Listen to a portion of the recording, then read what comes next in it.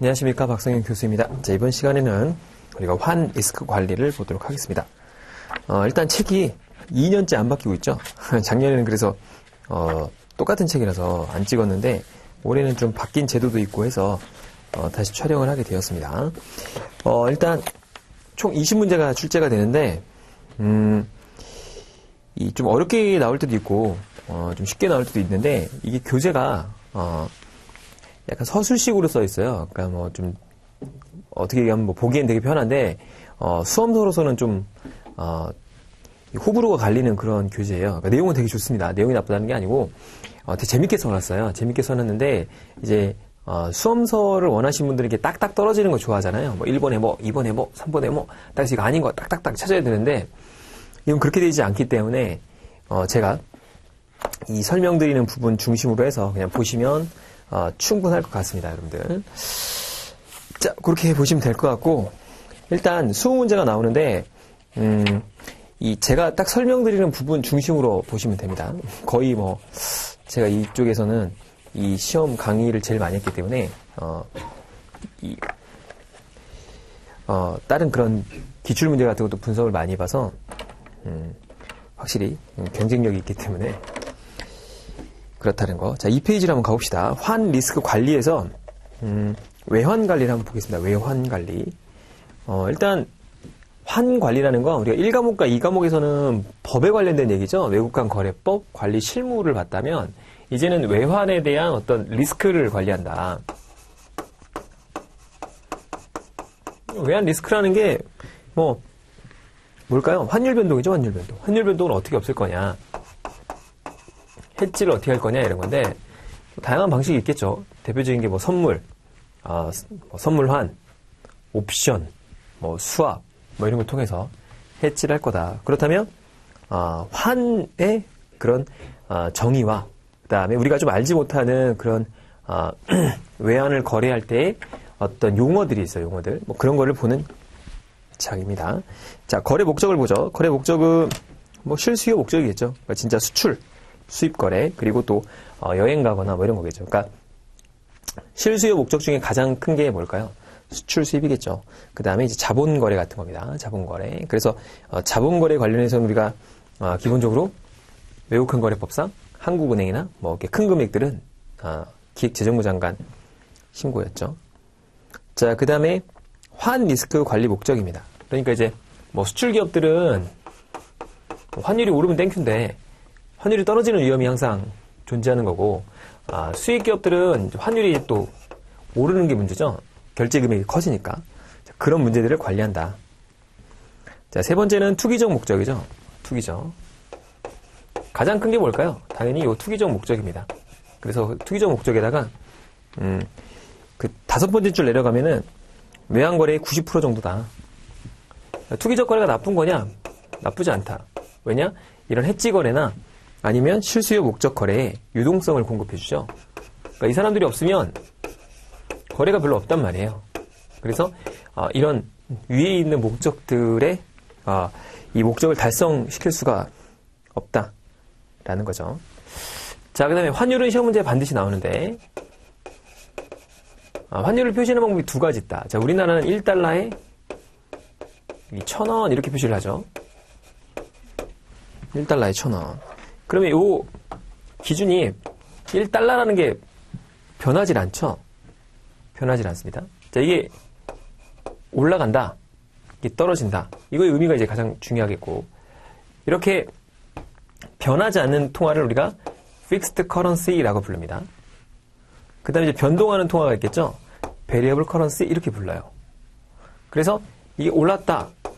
1,500원이 됐다라는 얘기는 1달러에 1,000원에서 1,500원을 받기 때문에 미국 사람들 입장에서는 좋겠죠. 왜냐하면 기존에 1,000원 받다가 1,500원 받으니까 좋은 거죠. 그래서 이거는 이름을 붙일 때 환율이 상승했다라고 하고, 그 다음에 달러가 강세죠. 달러 평가 절상 이렇게 생각하면 되겠죠. 반대로 원화는 평가 절하겠네요. 자, 반대로 이쪽으로 환율이 500원으로 떨어졌어요. 그러면 환율 하락이라고 하죠. 똑같은 말이죠. 이걸 이제 어떻게 시험 문제에 나오냐에 따라서 우리는 그걸 항상 이해를 하고 있어야 되는 거예요. 이 상태에 대해서. 자, 그 다음에 이거는 달러 입장에서 좋은 게 아니죠. 1,000원 받다 500원 받으니까. 자, 달러는 평가 절하가 되겠고, 원화는 평가 절상. 절상이라는 게 달러 대비해서 가치가 올라갔다라는 얘기죠. 자, 그런 뜻입니다. 자, 그런데 이렇게 표시하는 방법이 있는데, 이 유럽이라든가 아니면 영국, 그리고 영영방 국가들이라고 하는 뉴질랜드 또는 뭐 호주 이런 데는 자기네 나라 통화가 기준 통화가 돼요. 그래서 예를 들어서 1유로에 1.13달러다 라고 표시를 한단 말이죠. 그러니까 우리나라 같은 경우에는 우리나라가 변동을 하고 남의 나라 통화가 항상 기준이에요. 100엔당 뭐 1,000원 이런 식으로. 뭐 1위안당 뭐 160원 이런 식으로 표기를 하는데 얘네 나라들은 지네 나라를 기준 가격으로 합니다. 그래서 얘네 나라가 픽스드 커런시고 얘네 나라가 이쪽이 이제 남의 나라 통화를 VC로 표시를 하는 거죠. 그러다 보니까 이 반대예요, 반대. 자, 환율이 올라갔다. 1.5달러가 됐다는 건 유로가 강세죠. 왜냐면 1.13달러 주던 거를 1.5달러를 주니 완전 땡큐. 그러니 FC가 강세가 되죠. 그러니까 자기네 나라 통화가 강세가 되는 거예요. 그러니까 이때는 유로가 평가 절상이 되는 그런 케이스죠. 반대로 여기 뭐 0.9달러로 떨어졌다. 그럼 유로 가치가 떨어진 거죠. 그러니까 유로의 평가 절하입니다. 자, 시험 문제는 이렇게 두 개 다 나올 수 있어요. 그러니까 기준 통화가 남의 나라 통화인 우리나라 같은 통화, 아니면은 이렇게 유로가 기준이 되는 통화가 나올 수 있습니다. 자, 그러면 하나만 알면 되죠. 이거 하나만 알면 항상 우리는 이것만 알면 되죠. 보통 대부분의 통화는 이렇게 표시가 됩니다. 그러니까 달러를 기준으로 해서, 그러니까 남의 나라 통화를 기준으로 해서 표시를 하죠. 왜냐하면 전 세계가 다 외환을 표시할 때 달러를 기준으로 해요. 그 다음에 이제 1엔당, 1달러당 100엔이다. 자, 이런 표시 방법이 있겠죠. 그런데 100엔당 1,000원이라는 건 없어요. 국제 외환 시장에서 100엔당 1,000원이라는 가격은 없습니다. 그럼 어떻게 계산하냐? 이 두 개를 유출하는 거죠. 이 두 개를 갖다 계산해보면 1달러당 1,000원이고 1달러에 100엔이니까 100엔이 1,000원이겠죠. 그러니까 이렇게 표시가 되는 거예요. 그러니까 이렇게 각 나라별로 표시되는 걸 크로스 레이트라고 하고, 요걸 이제 두 개를 섞어서 계산했죠. 그걸 우리가 재정 환율이라고 하는 아비트리지 레이트라고 하는 겁니다. 그래서 이렇게 계산하는 거예요. 1달러를 기준으로 하기 때문에 그냥 요거만 암기하셔도, 요건 나중에 혹시 나오게 되면 역으로 계산하시면 됩니다. 이거의 반대다. 이렇게 유출을 해내면 되겠죠. 자, 그래서 그 내용이 쭉 나오게 됩니다. 자, 그러면 이렇게 표시하는 방법, 4페이지에 가면 이렇게 표시하는 방법을 우리가 자국통화표시법이라고 그래요. 자국통화표시법. 자국통화표시법. 그리고 뭐 1달러당 우리나라 돈을 얼마나 지급하느냐, 아주 지급환율이라고 하고요. 그리고 이제 유럽식 표시법이라고 합니다. 자, 요거 같은 경우, 자기네 나라 통화를 기준 통화로 하는 걸 우리가 미국식 표시법이라고 해요. 헷갈리죠? 달러를 기준으로 했으니까 이게 미국식 아니야? 아닙니다. 이게 유럽식이에요. 자, 그 다음에 자, 미국식 표시법이라고 하고, 그 다음에 요건 자국 통화 표시잖아요. 요거는 외국 통화 표시법이라고 합니다. 그러니까 외국 통화로 표시가 되잖아요. 이거는 우리나라 원화로 표시가 되기 때문에 자국 통화, 이거는 외국 통화, 이렇게 불린다라는 겁니다. 그럼 우리나라 이것도 뭐 사실은 외국 통화로 자국 통화로 표시할 수 있죠. 뭐 원당, 1원당 0.001달러 이렇게 표시할 수 있는데, 이 표시 안 하죠. 이렇게 안 하고 이렇게 그냥 국제적으로 이렇게 표기를 하기로 약속을 한 거죠. 그렇죠? 자, 그래서 자, 그렇다는 거고, 일단 이렇게 환율이 상승할 경우에 수출 기업들이 좋을까요? 수입 기업들이 좋을까요? 수출 기업들이 무조건 좋죠. 왜냐하면 자, 외국에서 1달러를 받았어요. 근데 기존엔 1,000원 줬는데 지금은 1,500원을 주는 거예요. 500원을 더 벌게 된 거죠. 그래서 수출 기업들이 좋습니다. 그래서 우리 2008년도에 서프라임 모기지 사태 났을 때 환율이 완벽하게 오버슈팅을 했었죠. 그때 이제 뭐 현대자동차라든가 뭐 이런 기업들이 쭉 날아갔죠. 주가가. 수출 기업들이 좋습니다. 굿. 그럼 반대겠네요. 수입 기업들은 안 좋겠죠. 왜냐면 더 많은 비용으로 지불을 해서 수입 원자재를 사야 되니까. 그래서 배드. 그래서 교재에 보게 되면 뭐 그런 뜻이 써 있죠. 환율 상승하면 수출이 호조가 된다. 근데 한쪽만 외우시면 되죠. 이것도 어차피. 왜냐면 반대쪽은 뭐 외우기보다는 이해하는 게 필요합니다. 자, 그럼 당연히 수입 제품들이 비싸지니까 물가가 어떻게 돼요? 올라가겠죠. 자, 물가 상승이 되고, 자, 빌린 돈, 대외 부채, 그러니까 외국 돈으로 빌린 부채를 갚아야 될 금액이 커지죠. 왜냐하면 옛날에는 1,000원만 주면 1달러 갚았는데 지금 1,500원이나 줘야 갚을 수 있기 때문에 대외 부채 부담 증가죠, 증가. 자, 이렇게 요거 되게 중요합니다. 요 별표 3개 쳐놓죠. 자, 이런 게 이제 한 문제가 나오는 거예요. 이쪽에서 이제 환율을 결정하는 거, 그 다음에 요 환율이 올라가면 어떻게 되느냐, 여기서 한 문제. 그 다음 아까 여기 나왔죠, 그 수출 수입 기업들의 어떤 내용들 뭐 이렇게 나왔습니다. 자, 중요한 내용이죠. 그러면 환율 하락할 때는 어떻게 되냐? 판되겠죠. 뭐 수출 기업은 안 좋고 수입 기업은 좋고 물가는 하락하고 대부채 부담은 줄어들겠다. 이렇게 이해하시면 되겠죠. 자, 그다음에 이 매매 기준율이라고 있는데 우리나라는 이 매매 기준율을 정할 때, 그러니까 아침에 시작할 때에 기준이 되는 금액이죠. 그러면 이게 은행마다 이게 다 아침에 딱 시작하면은 거래가 막 일어나겠죠. 서로 막 딜러들이 막 사가지고 은행끼리 막 사가지고 딜러들끼리 딱 거래가 될 텐데 그런 거래를 다 평균을 내요. 그날 외환시장에서 거래되는 우리나라의 모든 환율을 뭐 거래 금액을 뭐 거래량으로 나눠서 전체의 매매 기준율을 정하면 다음날 아침 시작할 때는 모든 은행이 이 똑같은 기준율로 시작이 됩니다. 그래서 그때부터 이제 뭐 그 은행에 있는 딜러들이 빡시게 거래를 해서 뭐 이렇게 환율이 좋거나 나쁘거나 하겠죠. 당연히 훌륭한 딜러일수록 이 매매 기준율을 좀 싸게 잡겠죠. 그러니까 사거나 사는 거를 팔거나 사는 걸 되게 딜링을 잘해야 요게 이제 기준율이 변동을 하겠죠. 자, 그렇게 보면 되는데 5페이지에 보게 되면 그런 얘기가 나옵니다. 맨 마지막 좀 매매 기준율을 한번 볼게요. 은행의 대고객 외환거래 및 기업 등의 회계 처리 기준이 되는 환율이 돼야 된다. 굉장히 중요한 환율이죠. 그러니까 처음에 기준이 되는 거고 그 환율을 기준으로 해서 기업 회계에 환율을 적용하죠, 우리가. 그래서 뭐 12월 31일 날 매매 기준율로 해서 외화 평가 차손, 평가 이익을 계산하고 뭐 이런 거 하잖아요.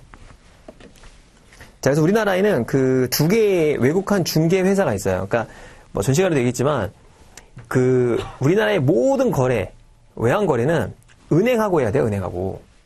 그러니까 은행은 또 누가 하고 하냐? 은행은 또 중개회사랑 거래합니다. 그러니까 중개회사랑 거래하는데 그 두 개의 중개회사가 있어요. 그래서 뭐 서울 외국한 중개회사하고 뭐 자금 중개회사 이렇게 두 개가 있는데 몇 개 더 있습니다. 근데 두 개에서 거래한 이전 영업일 현물한 거래 환율을 거래량으로 가중평균한 거를 우리가 매매 기준율로 사용합니다.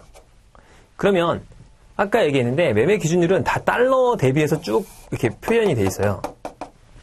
달러 대비. 그러니까 내가 만약에 1달러에 뭐 100엔당 1,000원이다라고 계산을 하려면 찾으면 없다는 거죠. 왜냐? 달러 대비 쭉 얼마 나오니까. 달러 대비 위안, 달러 대비 뭐 프랑스 뭐 예를 들어서 뭐 베트남 동이나 뭐 태국의 바트와나 뭐 이런 식으로 표시된단 말이에요. 없단 말이죠. 그래서 어떻게 계산해야 된다? 역으로 추정한다. 그 역으로 추정하는 걸 우리가 재정 환율이라고 합니다. 자, 거기 보면 나오죠. 해당일 8시 30분경에 다음 페이지로 가봅니다. 6페이지. 국제금융시장에서 형성된 미국 달러와 기타 통화의 매매 중간율을 매매 기준율로 제정하여. 그러니까 제정한다는 게 이거예요. 두 개를 이렇게 교차해서 한다 이거예요. 교차해서. 그래서 아비트리지 레이트라고 부른다. 라는 거죠. 자, 그 다음에, 우리가 이제 상식적인데, 환율이 이렇게 있으면 1013.15, 그 다음에 1013.53, 이렇게 돼 있는 걸 보는 순간, 이렇게 돼 있지도 않죠. 사실은 고시를 이렇게 53 이렇게 합니다. 53. 그 얘기는 1013.53이라는 뜻이에요. 요게. 그럼 앞에 있는 게 뭐죠? 앞에 있는 게 우리가 비드 레이트라고 하죠. 비드 레이트. 뒤에 있는 걸 오퍼 레이트 또는 오퍼드 레이트 이렇게 부릅니다. 이렇게 불러요. 그 앞에 있는 게 은행 입장에서는 사는 거죠. 싸게 사니까 매입률이 되고, 그러니까 비드 레이트를 매입률이라고, 오퍼 레이트를 우리가 매도율이라고 하는 거죠. 항상 어디가 크죠? 오퍼드 레이트가 비드 레이트보다 크죠. 그래서 은행이 요거를 한 걸 우리가 은행의 마진이라고 하죠. 그 차이를 우리가 뭐라고 그래요? 스프레드라고 하죠. 자, 이렇게 부릅니다. 표시하는 방법은 뒤에 또 설명을 할 텐데, 항상 기준이 뭐다? 비드나 오퍼드나 은행 기준이다. 근데 은행 기준이라고 했는데 좀 어이가 없는 거는, 은행하고 거래하면 어떻게 해요? 둘 다 은행인데 뭐 어떻게 할 거냐? 뒤에 또 나옵니다. 그러니까 고객 기준이 아니라는 거죠. 고객 기준이. 그래서 은행 입장에선 이 차이가 이익이 되겠죠. 이 스프레드가 이익이 된다라는 거. 자, 그 다음에 우리 뭐 전신환, 전산으로 거래하는 전신환이 있고, 뭐 현찰이 있고, 뭐 주화가 있고, 뭐 이런 거 있잖아요.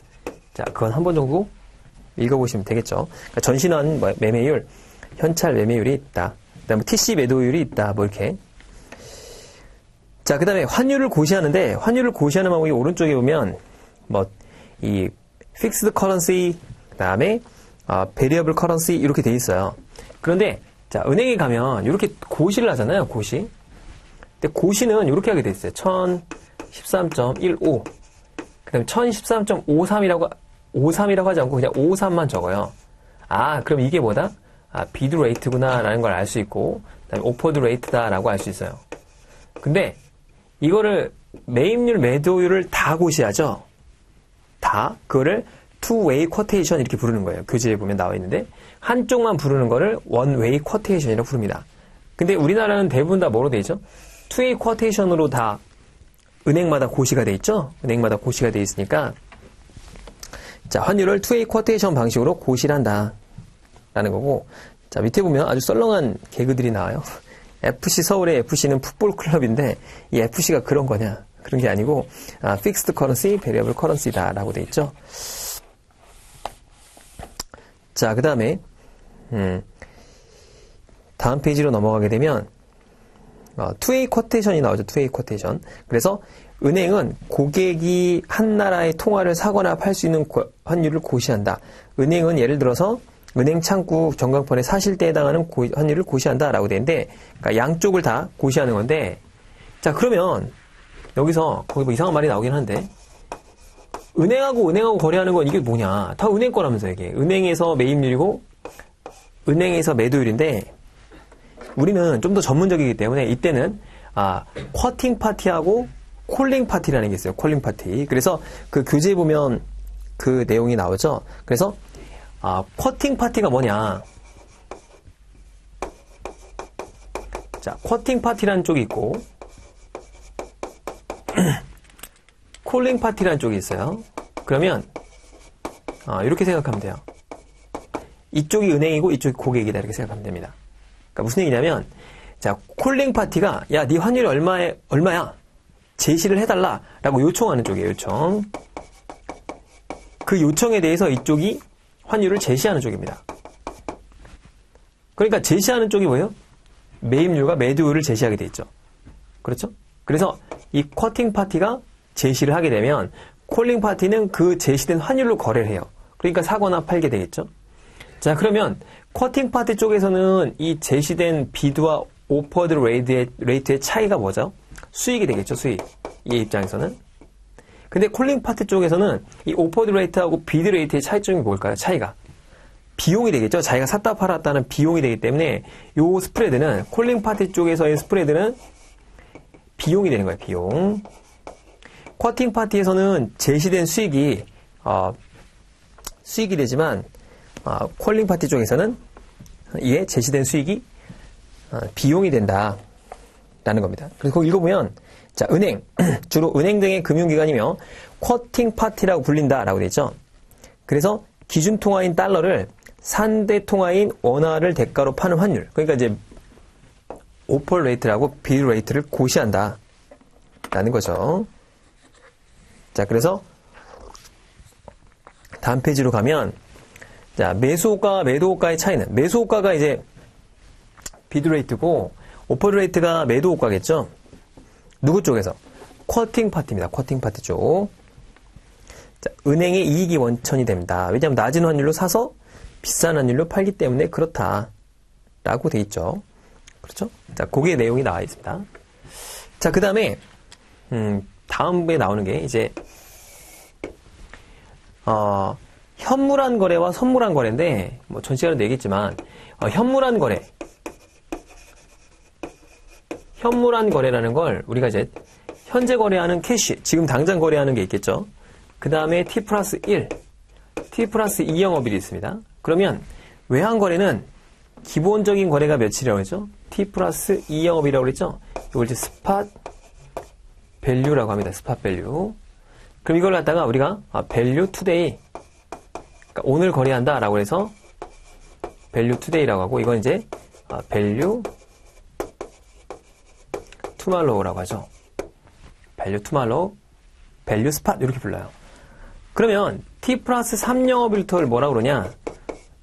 선물 환 거래라고 하죠. 자, 이 선물 거래의 장외 거래를 우리가 선도 거래라고 합니다. 선도. 그런데 이 외국환 거래, 외환 거래는 선도 거래라고 하지 않고 선물 환 거래라고 그래요. 이게 장외 거래를. 근데 우리나라의 대부분의 외국환 거래는 선물 시장이 있습니다. 장내에. 근데 이용되는 경우가 극히 드물어요. 보통은 그냥 선물 한 시장을 통해서 거래가 됩니다. 은행 간 선물 한 시장을 통해서 보통 거래가 되죠. 그래서 이쪽으로 잠시 오면 외국환 거래 자체가 현물환과 선물환으로 나누어지죠. 그래서 이제 그 두 개를 관리하는 걸 우리가 종합 포지션이다 라고 했죠. 그래서 현물환하고 선물환 요 두 개를 기억하자라는 겁니다. 자, 그 다음에 넘어가서 자, 만기별 이름이 나오죠. 다음 페이지 꼭 기억하죠. 당일 거래는 밸류 투데이, 다음 거래는 밸류 투말로우, 그 다음에 밸류 스팟이라는 거예요. 그러면 우리가 이제 은행에서 고시되는 환율은 잘 보면 지금 당장 거래하니까 T 거래일 거 아니겠습니까? T 거래일 거죠. 그러면 다음날 거래하는 거 T 플러스 1, T 플러스 2예요. 그러면 은행에서 외국환 거래를 통해서 사는 환율은 이 환율이에요. 이 환율. 그러니까 국제 간에 고시되는 환율이 이 환율입니다. 그러면 내가 진짜 거래하는 건 이거니까 이 가격이 갭이 생길 거 아니에요. 이때 거래한 건데 이때 사는 거니까 고객들은. 그래서 그런 거래를 하기 위해서 여기 T 플러스 2 영업일의 환율을 이렇게 조정을 해줘요. 그러니까 수합 레이트로 이틀간 조정을 합니다. 뒤에 나오는데. 그러니까 지금 우리가 현재 거래하고 있는 환율은 사실상 이틀 뒤의 환율을 갖다가 이틀 정도 뒤로 땡긴 거다 이렇게 생각하시면 돼요. 그러니까 여기 뒤에 복잡한 내용이 나오긴 하는데 그때 설명을 하도록 하죠. 자, 그 다음에 롱 포지션과 숏 포지션이 있습니다. 롱 포지션은 이거 되게 중요한데, 자, 롱 포지션은 이 외환을 갖고 있는 거죠. 외환을 보유하거나 또는 보유할 예정인 거죠. 그렇기 때문에 이런 사람 입장에서는 환율이 올라가는 게 좋겠죠. 환율 상승 시 이익이 됩니다.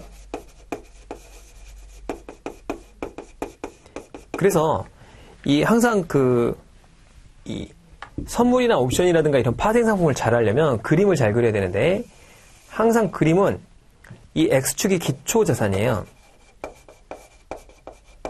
그리고 Y축이 수익이죠. 이쪽 플러스, 이쪽 마이너스가 돼요. 그러면 기초 자산이기 때문에 이 기초 자산이 뭐죠? 환율이죠.